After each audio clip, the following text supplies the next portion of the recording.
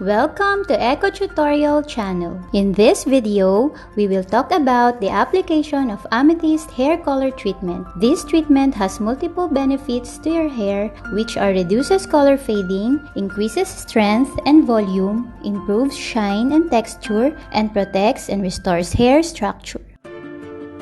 Start by washing the hair using Amethyst Color Shampoo. Apply to wet hair, massage gently, and rinse thoroughly. Amethyst Color Shampoo is a luminous color protective shampoo for color-treated, sensitized, and highlighted hair. It protects and maintains color intensity, which result to a soft and silky hair.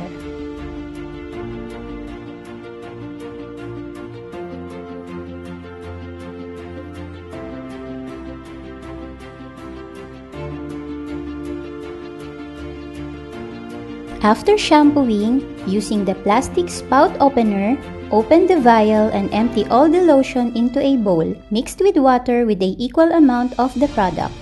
Take note that the amount of product is the same as the amount of water.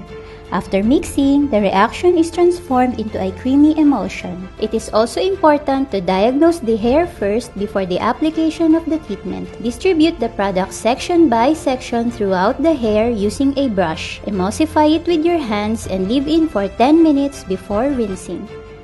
AMETHYSTE Color Re-vital Restoring Lotion is a color saver treatment which has an intensive restoring treatment for color-treated, dry, and damaged hair. It is specially designed to give strength and vigor to hair because of its Oligominerals complex, which consists of silicon, magnesium, copper, iron, and zinc. It penetrates deep into the hair fiber, helping rebuild the damaged areas, and the result is shiny, strong, and healthier hair.